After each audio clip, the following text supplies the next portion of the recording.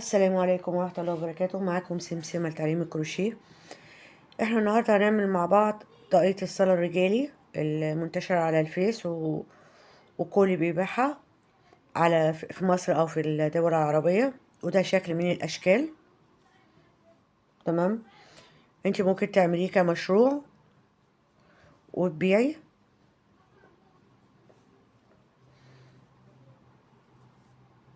انا هحاول على قد ما اقدر اعمل لكم الاشكال المنتشرة على الفيس او للبيع.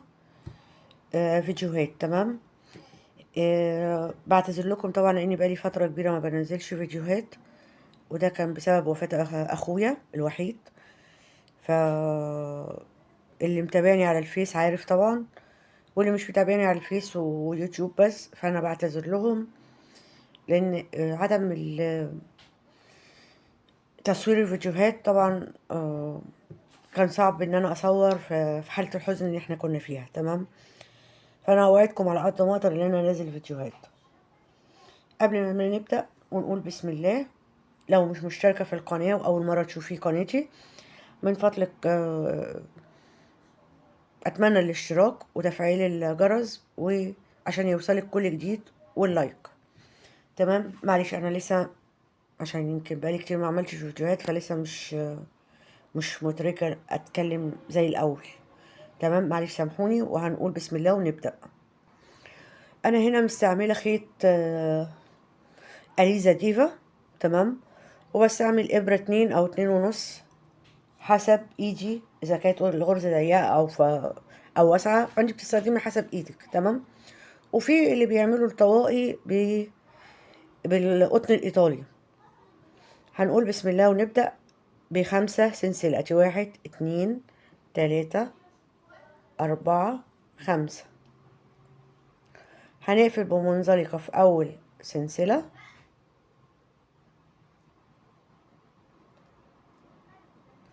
هنرتفع 4 سلسلة، اول 3 سلسلة عمود والسلسلة اللي بعديه. يبقى احنا هندخل في الدايرة بتاعتنا، هنشتغل عمود سلسلة، ادي كده يعتبر تاني عمود، تالت عمود سلسلة،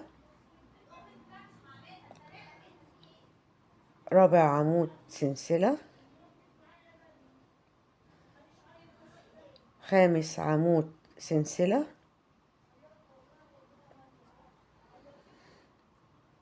سادس عمود سلسلة، سابع عمود سلسلة،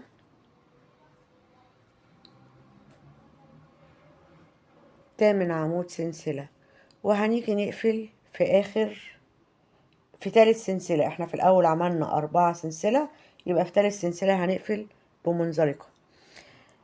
هندخل جوه أول سلسلة نعمل منزلقة، هنرتفع 3 سلسلة كأول عمود، ونشتغل في نفس فراغ السلسلة 2 عمود. يبقى كده معانا 3 عمود في فراغ السلسلة. هنعمل سلسلة، هنيجي في فراغ السلسلة اللي بعديه نشتغل 3 عمود،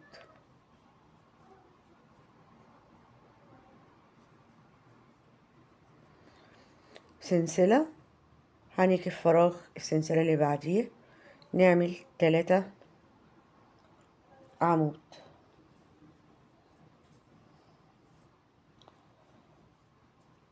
سلسلة. هنشتغل كده ونكرر 8 مرات.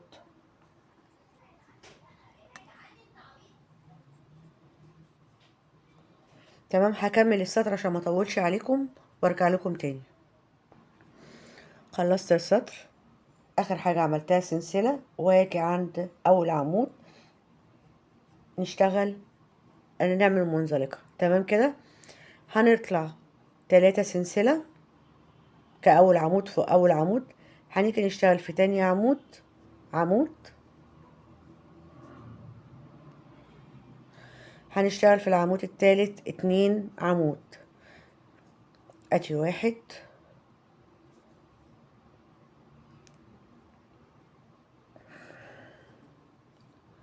2 ونشتغل سلسلة. هنكرر تاني، في أول عمود هنشتغل عمود، في تاني عمود هنشتغل عمود،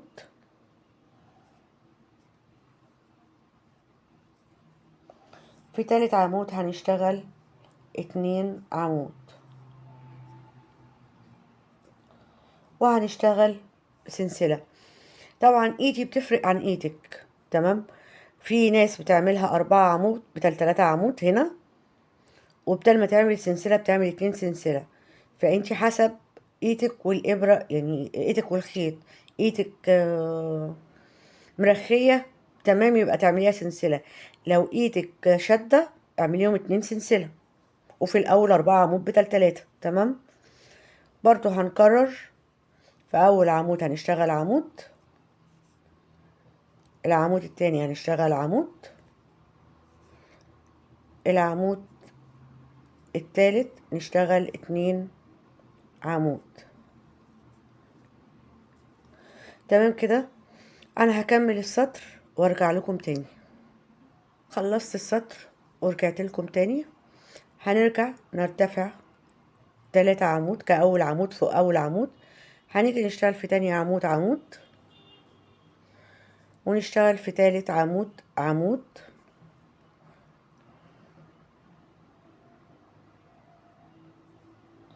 ونشتغل في رابع عمود 2 عمود،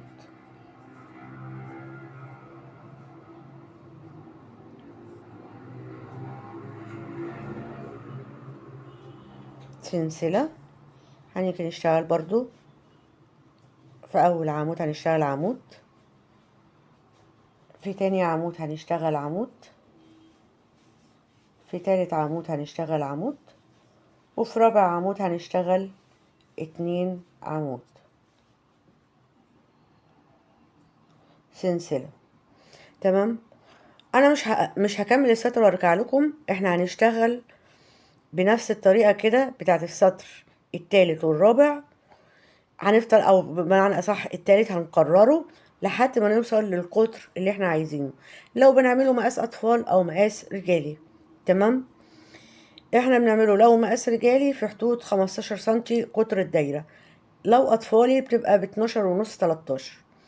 فانا هخلص القطر بنفس الطريقة كده. انا بقى هعمل من اول ما عملنا ال3 عواميد، هشتغل ادي 1 2 3، يعتبر ده تالت سطر، هشتغل 9 سطور، ماشي. يبقى 1 2 3، وهشتغل بعديهم 6 سطور بحيث ان هو يبقوا 9، ونبتدي بقى ايه ننقص. هكمل وارجع لكم تاني. رجعت لكم بعد ما خلصت السطور.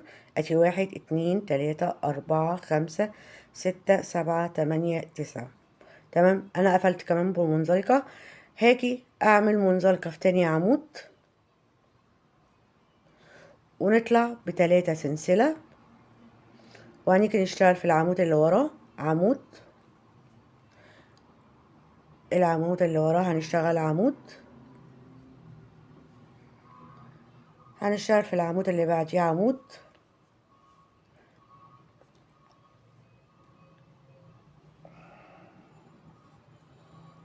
يبقى احنا هنشتغل في كل عمود عمود، تمام.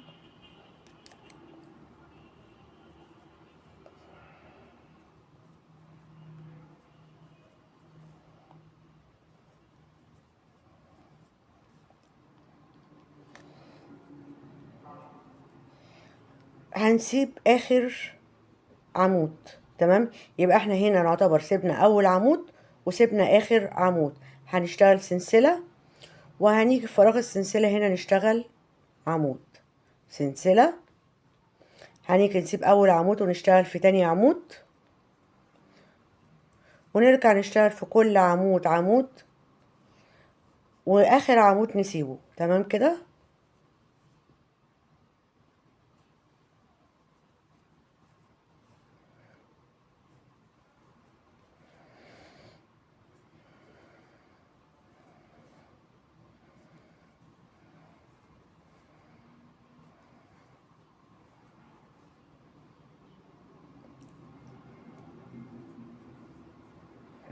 سيبنا اخر عمود هنعمل سلسلة ونيجي في فراغ السلسلة هنا نشتغل عمود سلسلة، ونسيب اول عمود ونشتغل في تاني عمود. هكمل السطر وارجع لكم تاني. رجعت لكم بعد ما خلصت السطر. تمام.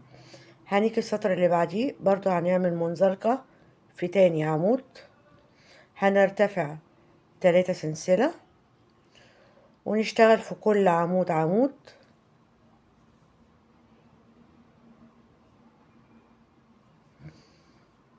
ونسيب برضو آخر عمود في مجموعة الأعمدة. تمام كده.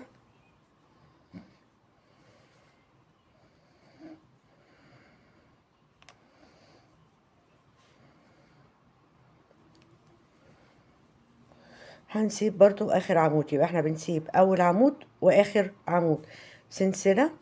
هنيجي في فراغ السلسلة هنا نعمل عمود سلسلة، في فراغ السلسلة هنا هنشتغل عمود سلسلة، هنسيب أول عمود ونشتغل في تاني عمود. تمام. احنا هنشتغل لحد ما نوصل الأعمدة ديت هنا كام؟ 1 2 3 4 5 6 7 لحد ما يوصلوا 3. يبقى أنا هكمل السطرين اللي جايين وارجع لكم تاني. رجعت لكم بعد ما خلصت السطور. تمام. لحد ما وصلت لهنا 3 عواميد. تمام. هنرتفع 3 سلسلة كأول عمود، وهنشتغل في كل عمود عمود،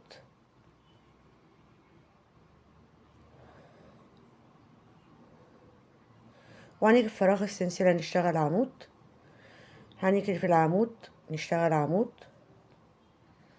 في فراغ السلسلة نشتغل عمود، في العمود هنشتغل عمود.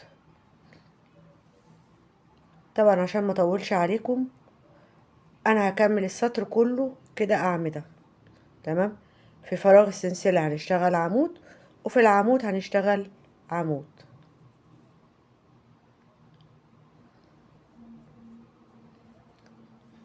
تمام. هكمل السطر وارجع لكم تاني. رجعت لكم بعد ما خلصت السطر كله أعمدة. هنرتفع 3 سلسلة كأول عمود، هنيجي نشتغل في تاني عمود عمود، وفي تالت عمود نشتغل عمود، وفي رابع عمود هنشتغل عمود.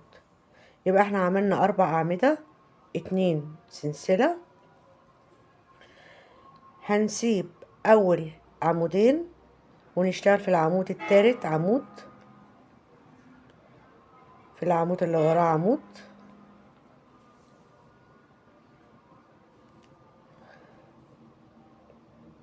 في العمود اللي بعديه عمود،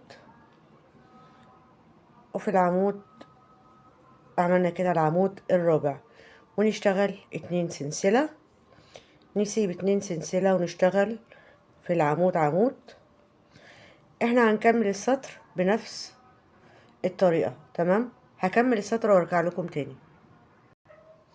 رجعت لكم بعد ما خلصت السطر، وده شكل السطر كده 4 عواميد 2 سلسلة ونسيب 2 عمود تحت. تمام. هنيجي هنا بعد ما قفلنا بمنزلقة هنرتفع 3 سلسلة كأول عمود و2 سلسلة، يبقى احنا عملنا 5 سلسلة.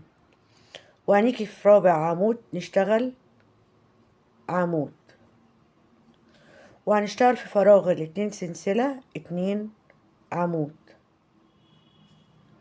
وهنيجي نشتغل في أول عمود من ال4 عمود عمود 2 سلسلة. هنيجي نشتغل في آخر عمود عمود، وفي فراغ 2 سلسلة نشتغل 2 عمود،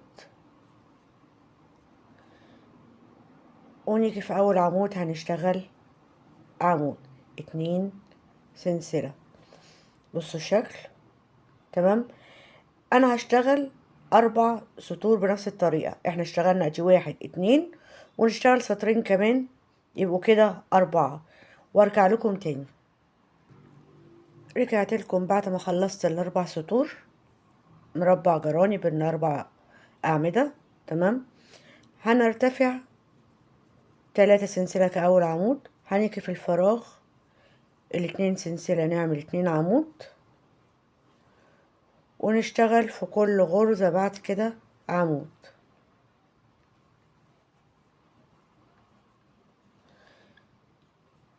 اشتغلنا في ال4 أعمدة عواميد، وبنشتغل في فراغ ال2 سلسلة عواميد. تمام. زي ما عملنا السطر ده كله عواميد هنعمل السطر دوت برضو كله عواميد. بعد ما خلصت السطر العواميد ادي كده الطاقية بتاعتنا خلصت. بيبقى طولها كده 15 سنتي، والعرض بتاعها بيبقى 21 سنتي او 22 سنتي. تمام. وهي دي المطلوبة او المقاس المطلوب في السوق. كانت معاكم سمسمة لتعليم الكروشيه. اتمنى يكون الفيديو عجبكم ويكون الشرح مبسط.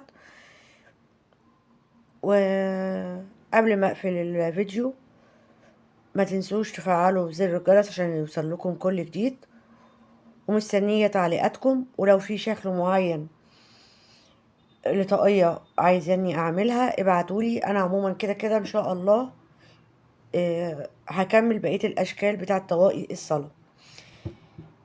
واقول لكم السلام عليكم ورحمة الله وبركاته.